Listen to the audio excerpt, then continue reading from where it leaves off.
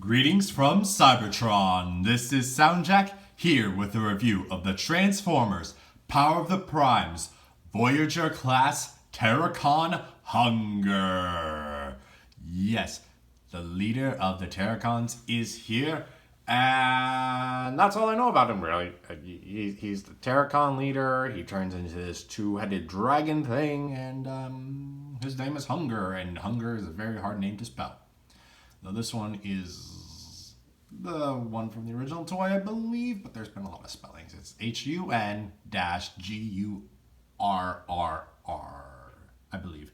Okay, that's all I know about Hun-Gurrr, and I think that's all you need to know. So let's get into the toy itself. Like I said, he turns into this two-headed dragon monster creature, and it's a very neat looking dragon monster creature, I must say. At the front here, we got his two heads. They're both in this off-white color that is one of the main colors throughout the body, along with this dark gray and all of this pink going on. The heads are nicely molded. You got some details there. You got a nice row of teeth there, some nice red eyes, and some very tiny stickers on top of their heads. This toy does feature a lot of stickers. These are, why are they here? That's all I ask. Why are they there? And up to the side, you got a lot of nice detailing going along the neck. You got some stickers on the sides here for some detailing. Some purple spikes going up the neck, and then we just go up, and then we're down to these gray sections with some pistons going on and molded in there. Some white base neck joints, which will be hip joints, and then you also got some pistons going on right there. Presumably for mechanics for the necks to work. Down here we got the front legs, which are just one solid piece, and I'll get into more of that in the articulation, but same main color. A lot of very nice detail going on in there. A little bit of purple and some upside down Decepticon stickers right there. Underneath, this is just Abominus's chest plate, just packaged away a bit. But coming to the rest of the body, we got some gray going on here, some purple spikes, pink purple spikes going along the back here, a little bit of pink purple there. We got the rest of the white and some nice detailing going on there. Then we come to the back legs, and they're predominantly gray, a little bit of that off-white paint there. Some, again, more nice detailing. We got some huge clawed feet going on back here. And then you got the tail, which is predominantly white. Let's get this leg out of the way so you can see the side detail going on this leg. And then you got the tail spikes going on there. And I almost just mistransformed the tail. Oh, and you also have some spikes going down the back of his legs right there. And that's all around good. I already showed off the underside. Got some gaps going on there, but that's all for transformation stuff. As he is a beast former, he does have articulation, and he has a fair amount of articulation starting at his head. The head can look down that far, but that's mostly due to transformation, and look up about that far. The mouth is able to open and close. It is able to open up all the way because this will become his feet. But you got a very nice range of movement there. It's just two separate hinges and just an extra joint, so you can get a bunch of different positions going on with the head going on. The head rotates on this pin from side to side. There is no ball jointed rotation, so you can't rotate the head around in any way, shape, or form. The neck itself, there is a double hinge joint right here, which is, again, mostly for transformation, but that also gives it a very nice range of movement. This is able to bend up that far, bend down that far on just that joint, and this joint allows it to bend that far down and that far up if you only use that joint.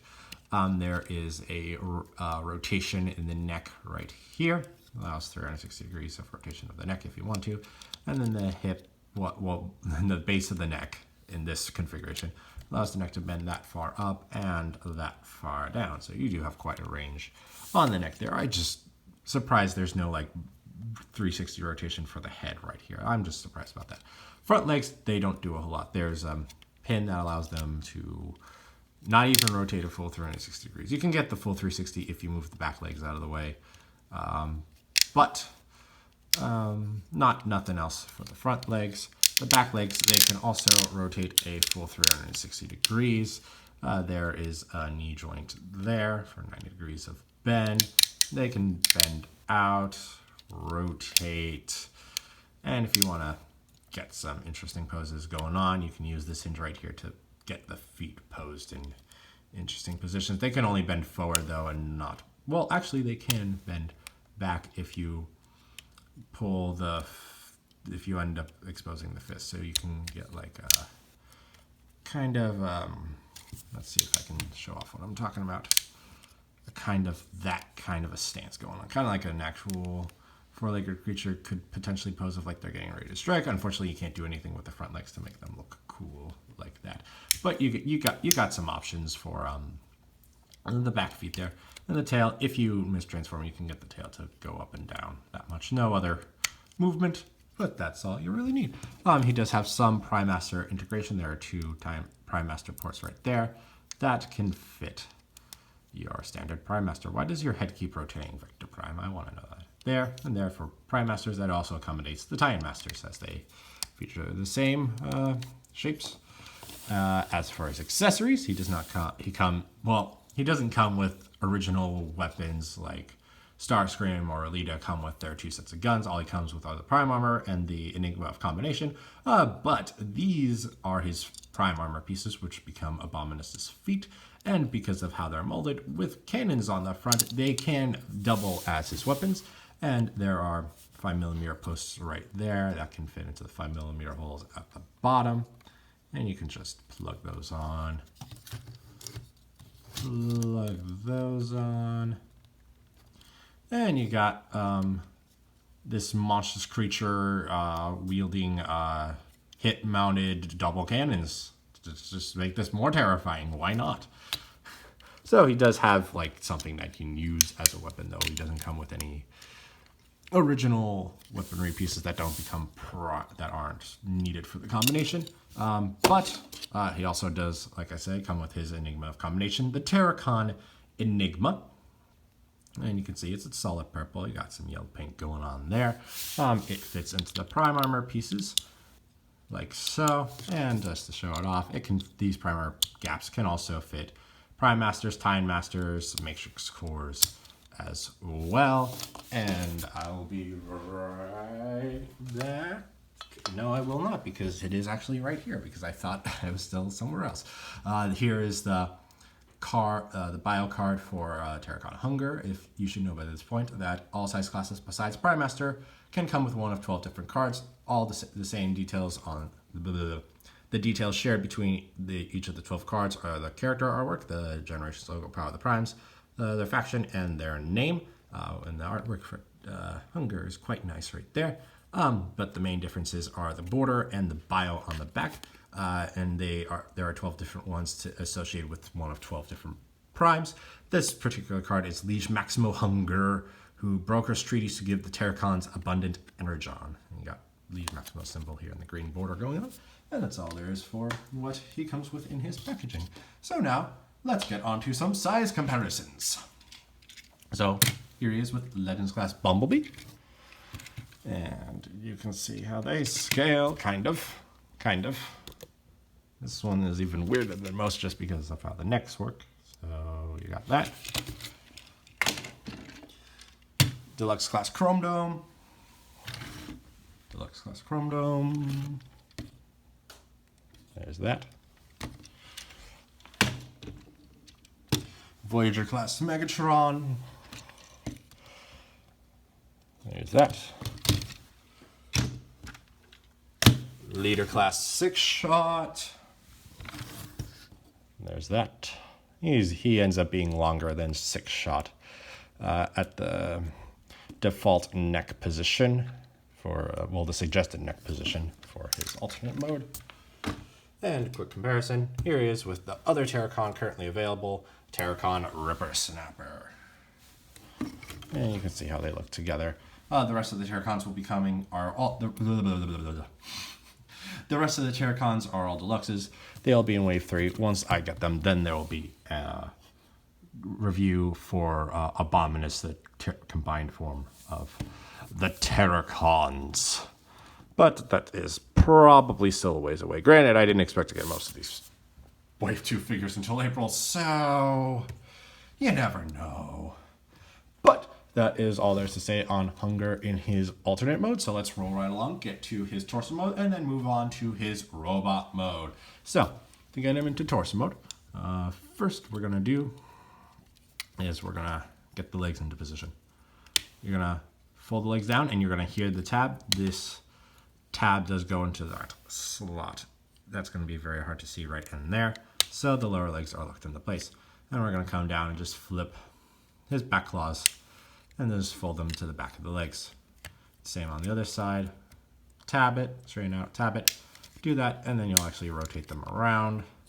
So they are facing this way, as that will be the front of Abominus. We'll fold these legs down. Let us fold this chest panel up. Well, actually, we don't need to fold that up quite yet. First thing we need to do actually is we're gonna fold the head down. You do have to make sure that the top of the head is on top of the lower jaw, because you can, with how the hinges work, you can get it to a point where like the default setting is kind of more like that. If you have the head position like that, it's not going to work. The head specifically has to be at that kind of a sitting position for it to fit properly into the gap here. So you just have the head correctly, fold it up, and then we're going to rotate them around, bend them, have the hinges be at this kind of a position, and we do need to not have them in yet because we do need to do another step, but we will have them ready for the final configuration. Then we're going to come back here, and we're going to flip this panel out, rotate it up, rotate the combined head around Abominus. Fold that down. And now that we've got the head in this position, you can see there are these tabs on the what will be the robot legs or the dragon head next that will fit into that slot in the bit that folded up. Like, I don't even know what to call it. Just this bit that folded up. So that will tab in there. And then there are these two tabs right there that'll plug into those holes right there, or slots I should say. So that's that. Then repeat on the other side. Tab into the bottom of the head, tab into side of the body, and then that is all locked and set. And then you come back here, flip the tail up, and when you flip the tail up, this is just on a very tight hinge, and then this tail, this spike will actually push the tail, so the underneath spikes are more prominent in this configuration, like so. And then now it would be the time to actually flip this panel up, and then this tab right here will go into that slot for the chest panel, and then these legs just flip up. There are little tabs on the front of the feet that will go into those slots right there. I hope you saw that. That tab into that slot right there. And then repeat on the other side. They don't fit. Especially this one, it does not like want to be in hold in there. This one will hold, this one does not, but it's just there to like have a solid place to do it. But these legs are tight enough that it's not like going to flop all over the place, so that's not really an issue. And the last thing you need to do is bring up the antennae on Abominus's head, and there you have Abominus in his, well, Hun-Gurrr, I should say, in his torso configuration for Abominus. Very interesting. I've noticed some issues with the head, particularly on mine. There's a lot of paint chipping, and when I pulled it out of the box, let's raise the camera up, I mean, and with the head, when I pull it out of the box, instead of it being like flat, like that, angled in this kind of an orientation, it was actually angled at this orientation in his storage place, and like it fit in there, but it shouldn't have been that way, so that might explain the paint chipping. I've also heard of a lot of people, these horns are a soft kind of a rubbery plastic. I've heard some people saying that these showing pictures, I mean, of these horns being bent when they bring them out of the box. You can take a hair dryer to that, but just be aware that is going to be a thing, and it's nothing you can check for because it's hiding in there. But he does look very nice. He does have a very a lot of the torso is quite different because on the original Abominus, Hun-Gurr's dragon heads became his combined mode legs, and then this just ended up there. I don't know exactly how that works. And also, this entire chest panel was a completely separate piece, but it's very nice how they were able to integrate it and still keep it like condensed. I appreciate that. It unfortunately makes like a sizable backpack belly thing, but for what it is, it does make it quite clean and still keep allowing the original Abominus torso to exist. You can see the dragon heads form the sides of the body. You got all of this nice detail going on here. A lot of pink going on here. Silver and red paint details, a little bit of white detail there. There are those Decepticon symbols that were on the backs of the front legs that are now right side up. You got some kind of white paint right there for some engines going on there. Nice silver, yellow, and blue going on this lower section. I forgot to show off the head properly. There you got nice white. Again, like I said, a little bit of paint smudges and scratches and whatnot. A nice pink face and a nice yellow visor going on for the head. And then the lower legs are the back legs of the beast mode and will become the arms of the robot mode. You got white hips, blue paint, gray legs with those spikes right there. And you can see the Decepticon symbols right there and right there. And you will notice they are two different Decepticon symbols. And this is to be in reference to the original toy where the Decepticon symbol right here, which will be on Hun-Gurr's shoulder, was in fact a rub sign. And if you don't know what a rub sign is, it was a sticker you could rub and it would heat up and then it would show the faction symbol. And that was a way to be like, hey, this is an authentic transformer because it has this rub sign, because knockoff companies weren't capable of replicating that technology at the time. But it just looks weird on this toy. They should have done the same symbol on either side. If they want us to do the rub sign symbol, put it here, or just do the standard Decepticon symbol. That would have looked better. It's just weird. And then the back. There's a back, not a lot of kibble, and just the tail there and just covering this huge hole. Kind of. This is all just like paint stuff that's sticking out. Not sticking out, but like it's flat and clean, but like, well, not clean because like you just got legs and heads sticking out. It's like not. It's like you took the back panel off and you can see all the inner mechanical workings on the back, which is an interesting choice, but. And of course, they weren't going to actually have parts to cover that, but just a note. That's just interesting to note rather than like, oh, this is terrible. It's just like, that's different instead of like having a whole lot of kibble on there. It's kind of like skeletal on the back, to me, at the very least. But that is all there is to say on Hun-Gurr in his torso mode until we get to the Abominus review. I am so sorry I called him Volcanicus for a moment. But for the Abominus review, so let's get on to his robot mode.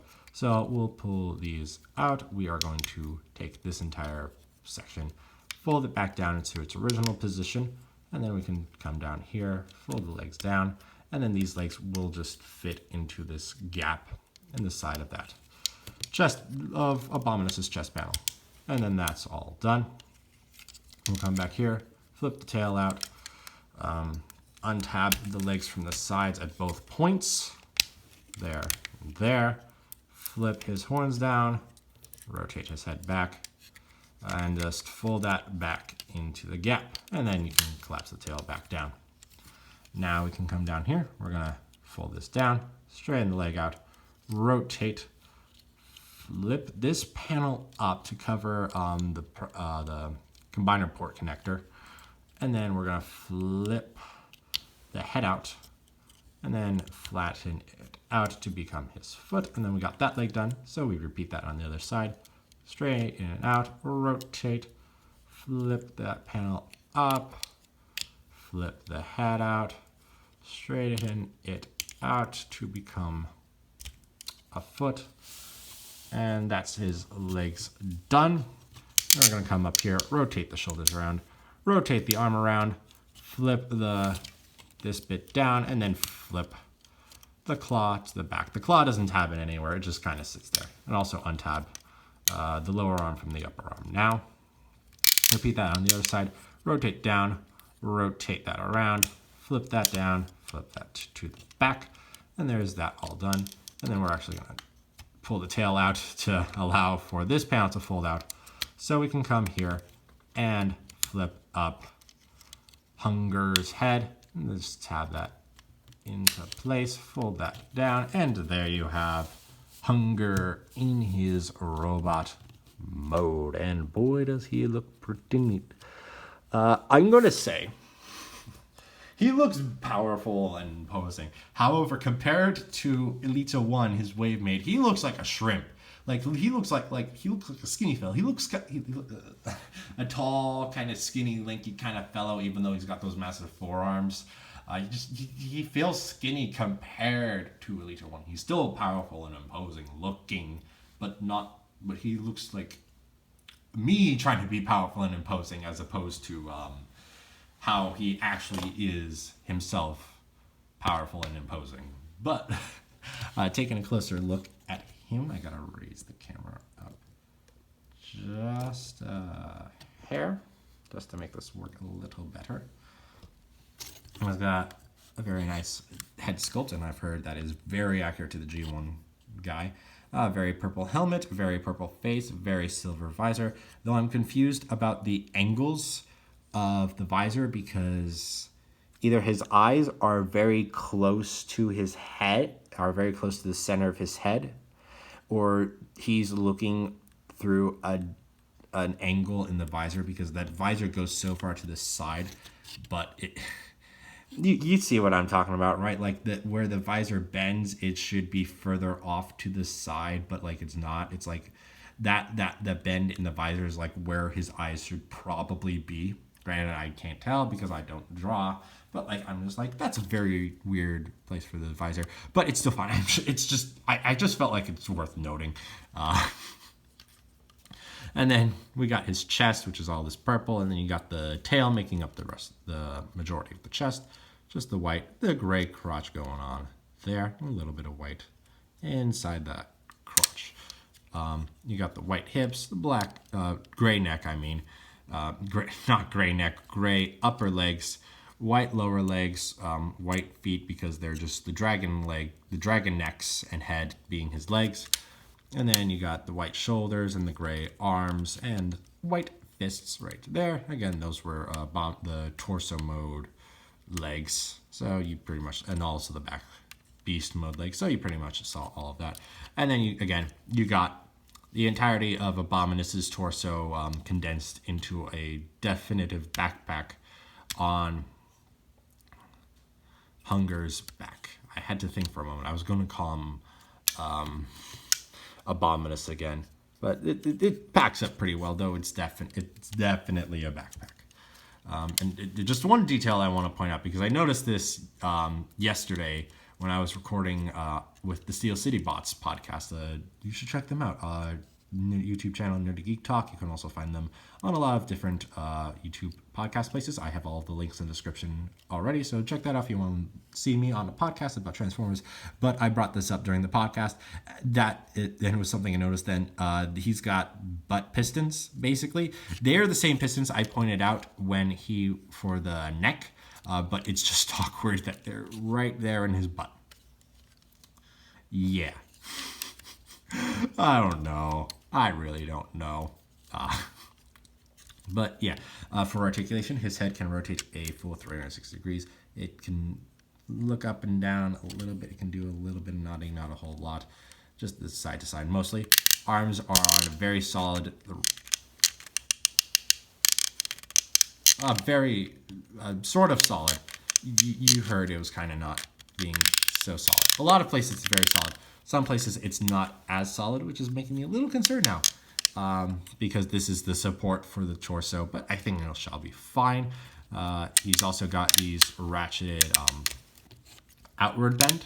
So, like, unfortunately, I will say, if you want his arms falling straight down, they are very close to his neck, and then the next click is like they're all the way up there. But it's what is needed to be have the support to support an entire combiner So it is what it is. But it is able to bend that far out to the side.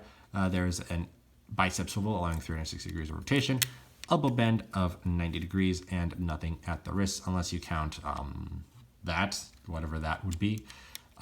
Nothing at the waist, but the legs can go that far forward, that far back due to the backpack kibble, that far out to the side. There is a thigh swivel for 360 degrees of rotation, a double jointed knee that can basically do the 180, but only at certain positions, again, because of the backpack kibble.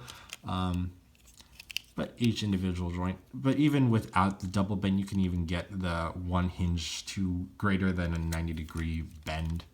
And if you just use this top one, you'd get solid 90 degrees. That one gets you greater than 90 degrees, and the two of them together, the solid 180. And then the feet, because of how the head works, there is a very solid side-to-side pivot, and then bending of the feet, and you can even bend the toes and the heel down, but not up at all. It's just how you position the rest of the ankle hinges, basically. But yeah, that's a very solid range of articulation on Hun-Gurr. And as for his accessories, he can put the weapons on his forearms, like so. Well, the prime armor pieces on his forearms. There's no other places for them to go on Hun-Gurr. And I did forget to talk about the Enigma of combination with the torso mode. Just pretend this is in torso mode.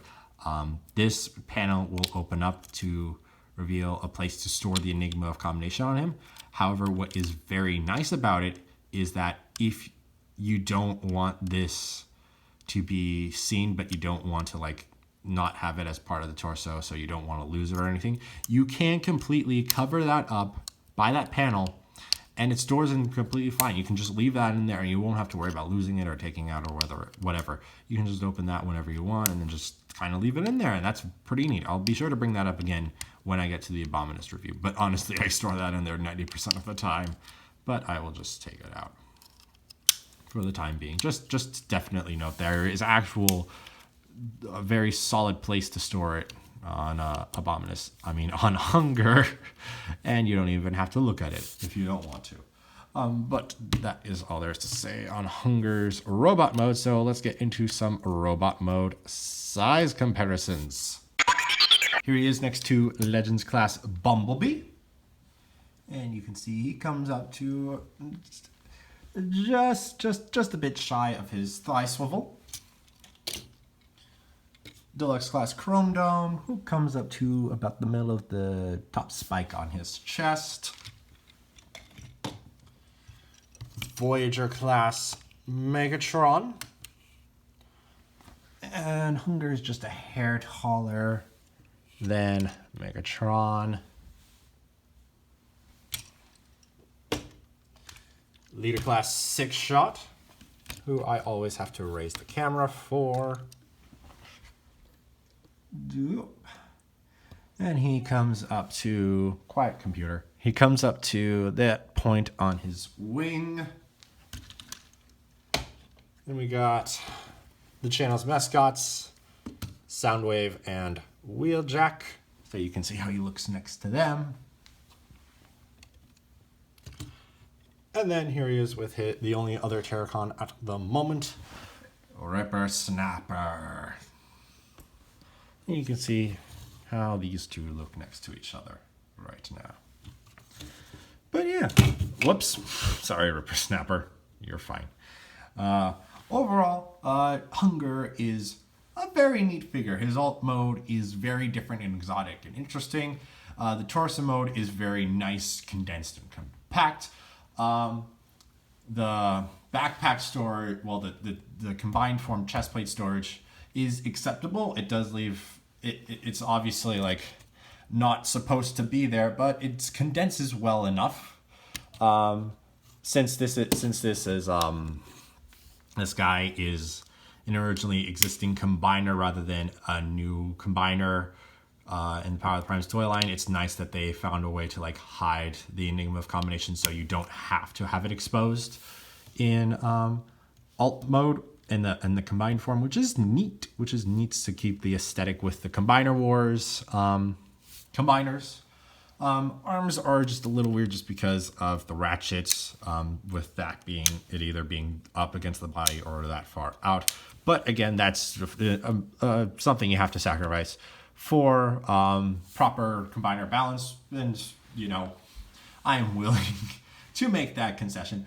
Again, a little feels skinny compared to Elita 1 just because that's such a beefy body type. But he's still a very nice looking figure. Very faithful to the G1 incarnation. Feet, I will say this, the knees and the feet are tight. Well, not really tight, but they're at a point they're just loose enough that sometimes like the feet will just end up going backwards and the knees will end up going forwards and he starts to fall over of himself. Just how they work, because they're not the main supporting structures of the combined form. So they don't need to be as tight. So just this could have been a little tighter. That particular hinge could be a little tighter just to make it's still easy to stand. It's just like, oh, I've noticed this has happened with a little bit of relative frequency. That they're just loose enough that like you move them a bit and then it'll just end up standing a little too far forward and it'll fall over. But again, very, very minor details, very minor complaints. Overall, a very solid figure, and I cannot wait to see how Abominus looks with the entirety of the Terrorcons. Come on, Wave 3, just get here. I mean, Wave 2 is here again. Wave 2 is here a lot earlier than I expected, so I mean, I'm willing to wait that bit, but I still want it so bad. But that is all I have to say on Hun-Gurr, so thank you for watching. If you enjoyed, please like and share this video and subscribe to the channel. You can also follow me on Twitter and Instagram at SoundJack426. Also, please consider donating on my Patreon page to help support the channel. All the links will be in the description below. Thanks for tuning in. This is SoundJack signing off.